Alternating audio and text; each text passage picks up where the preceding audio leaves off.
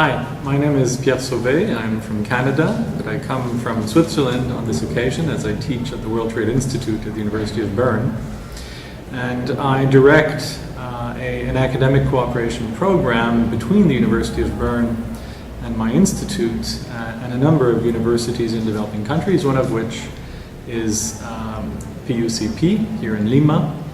And it's a great pleasure to be in Lima again, this time to teach a course on trade and services in the master's program in international economic law.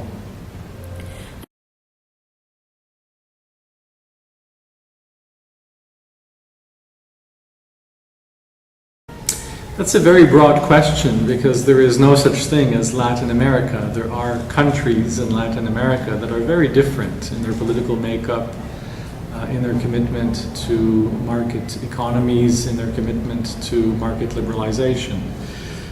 Overall, I would say Latin America was, to use an economic term, a first mover. It was one of the first regions in the world, within the developing world, to embrace trade and investment liberalization in a very significant way, in a very sweeping manner. And so you have several countries in the region, among which Peru, Colombia, Chile, that have gone very far, negotiated many agreements, and have largely liberalized their economies. You have other countries, larger countries like Brazil or Argentina, that are liberalizing primarily autonomously, not so much in the context of negotiations, even though they have created the Mercosur.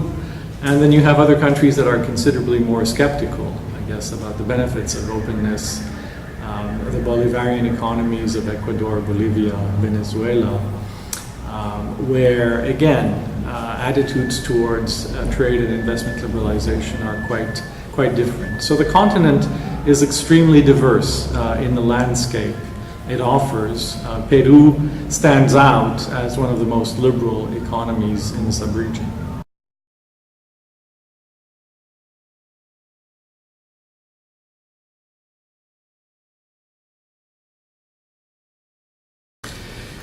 Well, I think there are several issues that one could point to in responding to a question like this. One, strictly in the realm of trade policy, I often find that Latin Americans, like many other regions of the world, love to negotiate. They love to make treaties, but they don't always devote the same energy and resources to actually implementing those agreements and translating those agreements into genuine opportunities for businesses and citizens.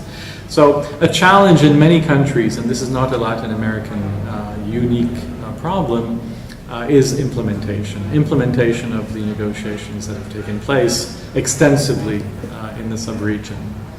Another major challenge, of course, Latin America is a region that is buffeted by significant income inequality. This is a region that has historically had very bad Gini coefficients, which measure income distribution.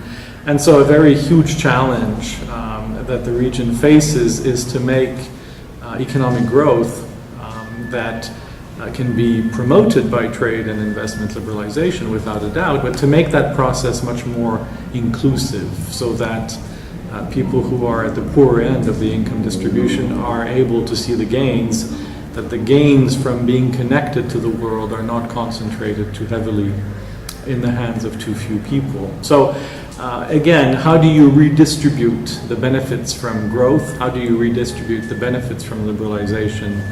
How do you devise social policies and social policy nets so that those who are weaker, those who are more vulnerable, are able to withstand the shocks of market opening? I think those are very big challenges that the continent as a whole faces. But I would say that the world as a whole faces, because one of the big downsides of globalization, I would say, even though it creates a lot of wealth, it creates also a fair amount of inequality.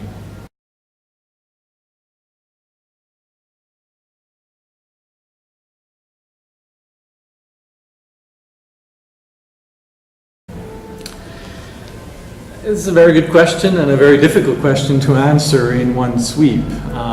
You've put together several areas that are so fundamentally different. Intellectual property, for example, is a field in which we don't really liberalize. What we do is we agree to codify higher standards of protection of intellectual property holders. That's very different from, say, investment, where you're trying to treat foreign investors in the way that you would treat domestic investors. In services, you are both focusing on domestic regulation and on market opening.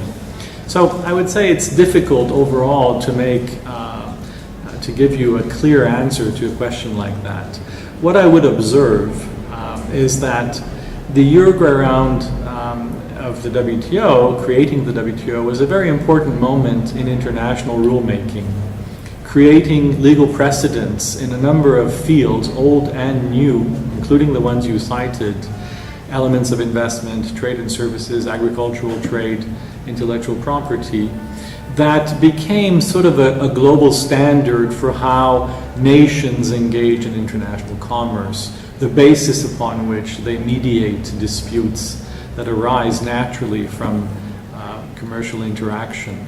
And what we have seen later on is that regions of the world, and especially Latin America, embraced those disciplines and often went further. They went further than the WTO, than the multilateral system, by negotiating deeper integration agreements that are preferential in character. So this has been a region that has been, and Peru, more than most countries in the regions, with Chile negotiating many agreements that go further than the Uruguay disciplines. And so if countries willingly do that, one may assume that they are quite convinced that there are benefits from doing so.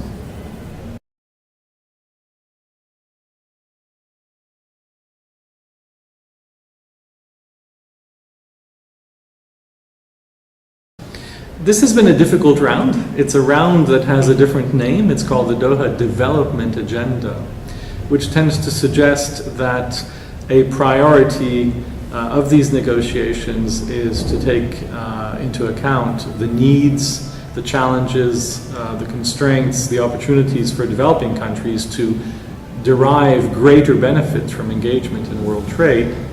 It's been a difficult negotiation because whenever we negotiate multilaterally, especially now that there are over 160 plus countries in the WTO, finding a common denominator in a world of unbelievably greater diversity is very difficult.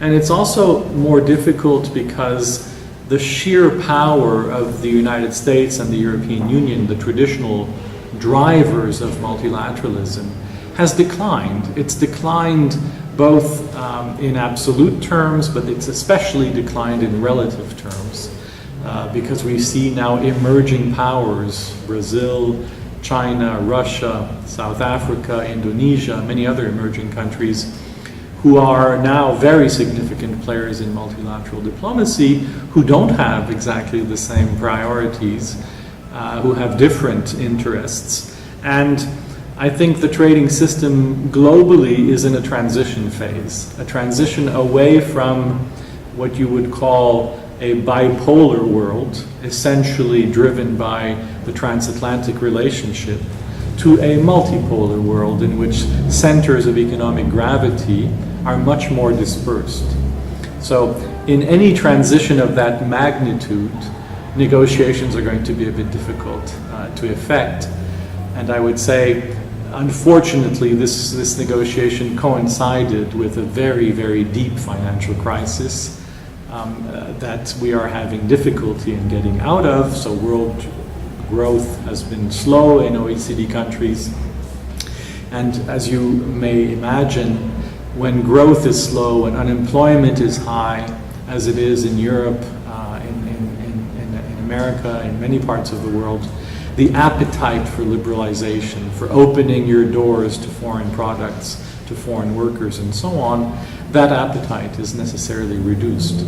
So it's been a difficult a difficult negotiation, both for cyclical reasons, the economic cycle, but also for structural reasons, because the system itself is changing in a very significant way.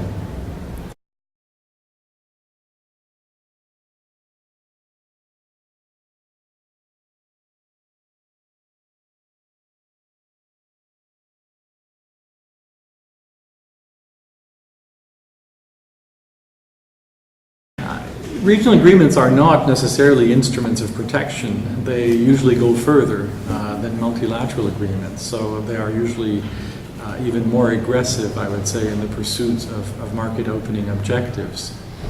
I think it's important to note that trade agreements are only as good or as bad as countries want them to be, in the sense that countries have tremendous sovereignty in deciding how far they're going to make commitments, how fast they're going to open markets.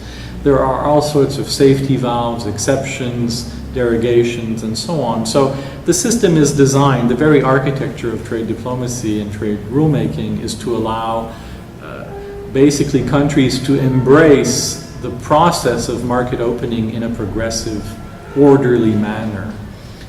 It's quite rare that you have major economic dislocation resulting from trade negotiations. Now, that doesn't mean that market opening is not potentially disruptive, and it means that countries have to be careful in the way they sequence their market opening. They have to make sure that if they open, they have the capacity to compete.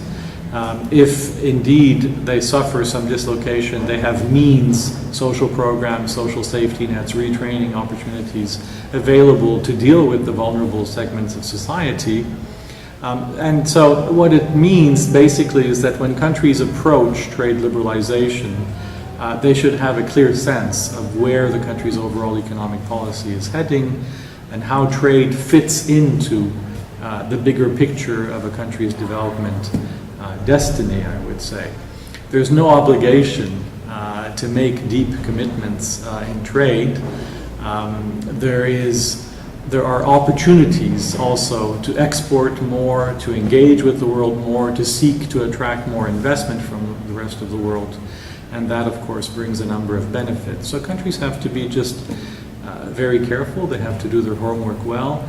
And they have to know, in the process of economic development, what role do I assign to trade and investment policy, and what role do I assign to domestic policy, domestic reform, and how do I sequence and how do I make those two processes interact in a manner that serves the development process. Trade is not a religion. Trade is just a means to an end, and each country will have different ends in sight and therefore will assign different means to trade policy.